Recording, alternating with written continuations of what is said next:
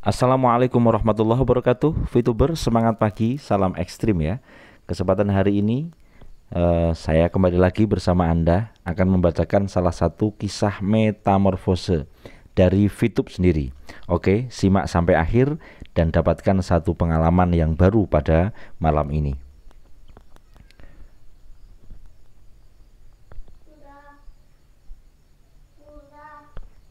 Jadi yang pertama, cikal bakal VTube masuk ke Indonesia melalui leader atas dari Pak Wilbert Karimun, Pak Ahmad Noval, Alexius, Yunita Atmojo, Antonius sekitar bulan Maret 2020. Mereka itu pionir-pionir VTube. Lalu bermunculan diamond-diamond lainnya, semacam itu ya. Yang kedua, VTube masuk secara resmi di Indonesia tanggal 15 April 2020. Namun VTube belum launching di Play Store. Member-member lama termasuk ini diceritakan ya dari Ibu Marhaini Zain PLC 318 join akhir April 2020. Aktif awal Mei 2020 hanya lewat link yang dibagikan oleh leader pendahulu. Pokoknya waktu itu member lama ini dan termasuk beliau percaya apa kata leader saya. Intinya saya hanya ingin berbisnis tanpa modal, tidak ingin menjadi pegawai selamanya. Yang ketiga, dulu iklannya hanya iklan test ad atau ad Google yang sering member-member lama disebut dengan iklan Om Bewok. Karena apa? Model iklannya hanya satu orang, Om Bule-Bule dan Brewokan. Saat itu VTube lagi membangun sistem server dan komunikasi dengan Google untuk proses verifikasi ke Google Play Store. Kemudian yang keempat, belum ada strategi fast track. Belum ada yang percaya, semua menganggap VTube aplikasi scam, aplikasi penipuan. Yang kelima, belum ada VTuber yang umroh, wisata rohani, beli atau bangun rumah, apartemen, villa di Bali, tanah, mobil, dan lain-lain dari hasil VTube.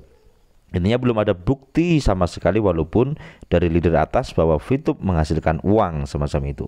Yang keenam, lalu pendaftaran VTube ditutup.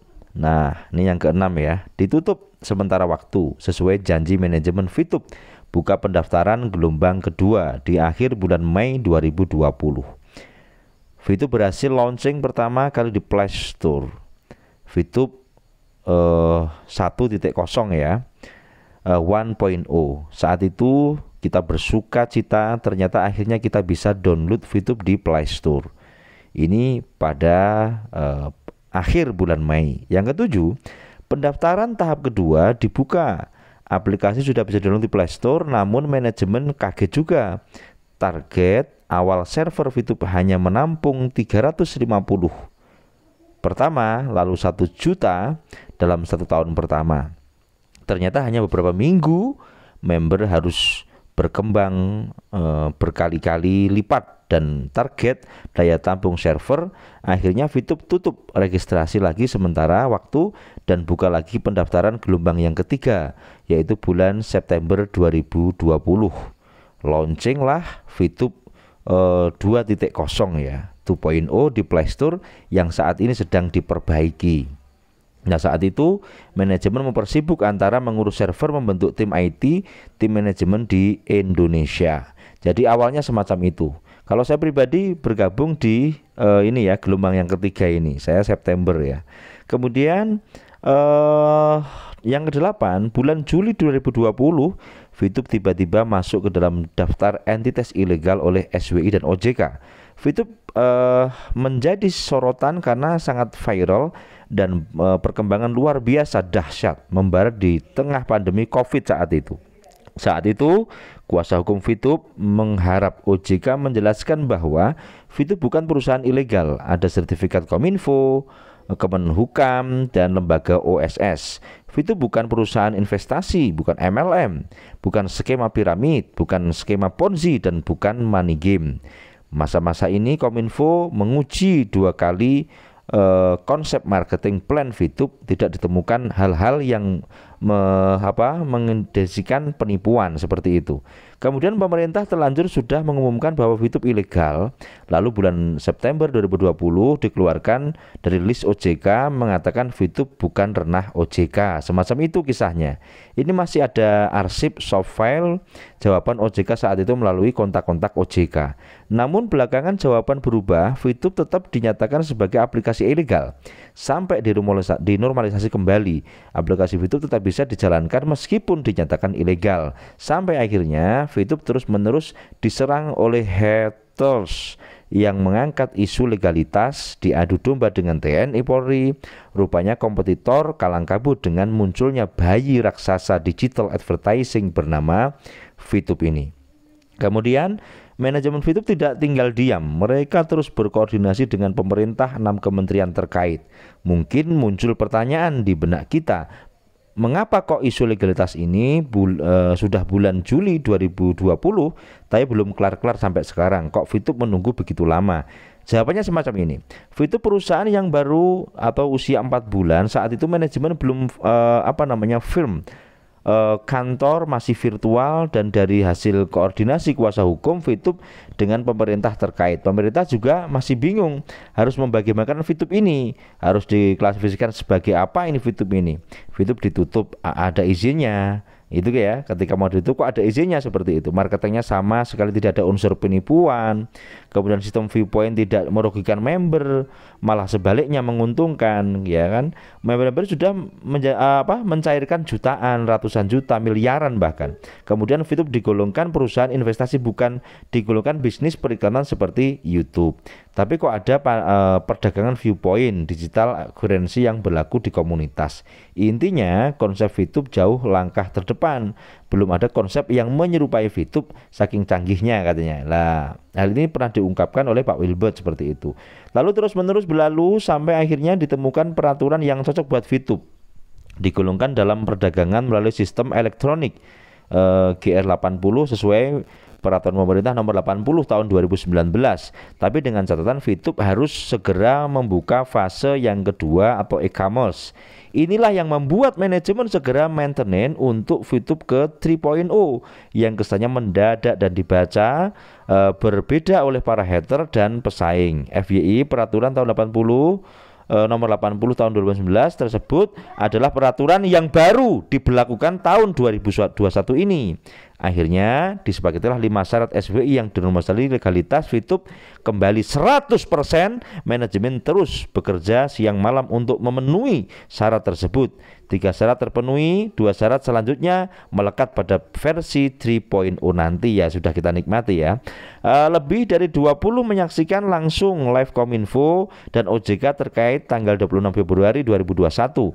Tidak ada yang ditutupi oleh manajemen VTube atau dikatakan VTube sangat jujur. Kemudian server VTube terus diperbesar kapasitasnya, dan guna memenuhi 5 syarat dari SWI OJK, aplikasi VTube harus berubah untuk sinkronisasi maka aplikasi diturunkan dari Play Store sesuai pengumuman manajemen hingga awal Maret itu ya. Nah, mari kita selalu berpikir bijak dan cerdas. Dari masa yang sudah dilewati bersama ini, masa sekarang ini VTube terus melakukan maintenance, meningkatkan daya tampung, user server, update versi di Play Store. Karena member VTube terus bertambah, akan terus menembus angka 20-30 juta pengguna.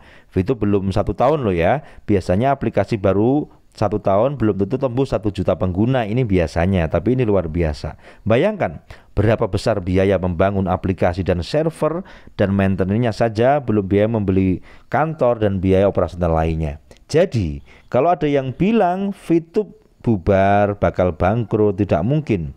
Owner VTube orang kaya, uangnya tidak berseri ya. Atau ada yang bilang VTube kabur, tidak mungkin. Apa yang mau dibawa kabur? Wong viewpoint mau dikemanain? Viewpoint kita dijual dijual di Cina. Wong ID orang-orang Indonesia ya kan, maka mau orang Cina itu mereka juga main VTube di sana. Manalah bisa data de-encrypted kalau bukan pemiliknya sendiri seperti itu. Atau ada yang bilang penjualan data pribadi kita ke perusahaan lain atau diperdagangkan di black market oleh para hacker ya. kemana? Ke bank, asuransi atau kemana? Tanpa Fitup, bank-bank, asuransi, rumah sakit, database sudah menyebar kemana-mana. Fitup bukan satu-satunya perusahaan big data di Indonesia, dan saat ini ada data kita terbesar karena Fitup jadi santai ya, intinya seperti itu. Yang kemudian yang 9, Fitup terus berbenah diri. Fitup patuh pada pemerintahan Republik Indonesia. Akhirnya kita sama-sama menunggu Fitup 3.0 awal Maret ya kan. Dalam masa penantian ini Fitup pasti akan terus diserang oleh para hater dan pesaing. Jika mental kuat, kita akan bergeming sedikit, tidak bergeming sedikit pun, ataupun kata media ataupun kata hater di luar sana, kita tetap santai aja. Kemudian e-commerce itu bukan karena adanya investasi SWI yang teman-teman ya. Intinya apa? Adanya yang dikatakan network marketing e-commerce itu ya, V+, itu jika menyimak skema e-commerce sudah disebutkan di marketing plan Fitup dan masuk ke dalam fase yang kedua. Namun e-commerce di fase kedua ini dipercepat karena manajemen menyikapi situasi terkini dan perubahan ekosistem Fitup yang mendorong normalisasi Fitup legal 100%.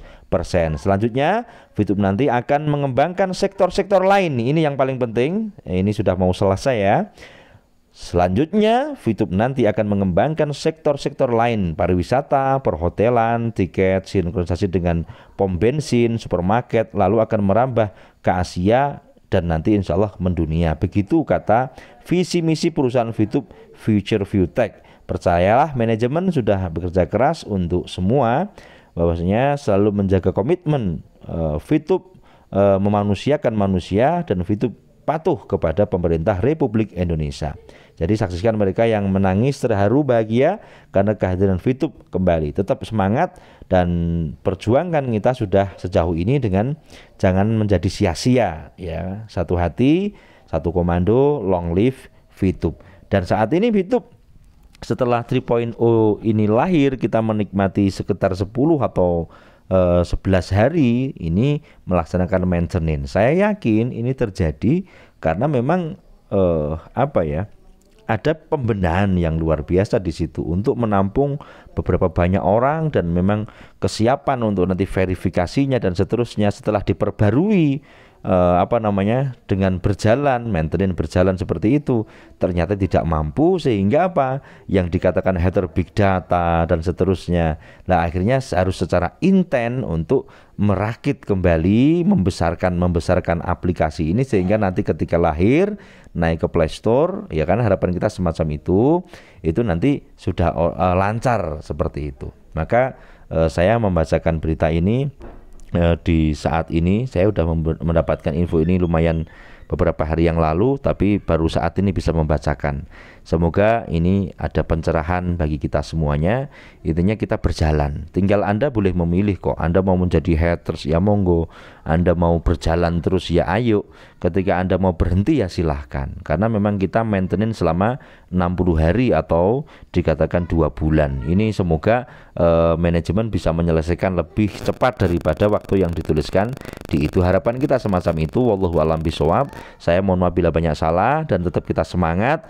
Fituber, kita satu hati, satu kata, satu langkah, satu komando. Long live Fitup, dan semoga Tuhan memberkati, Allah meridhoi semuanya. Terima kasih. Assalamualaikum, salam ekstrim.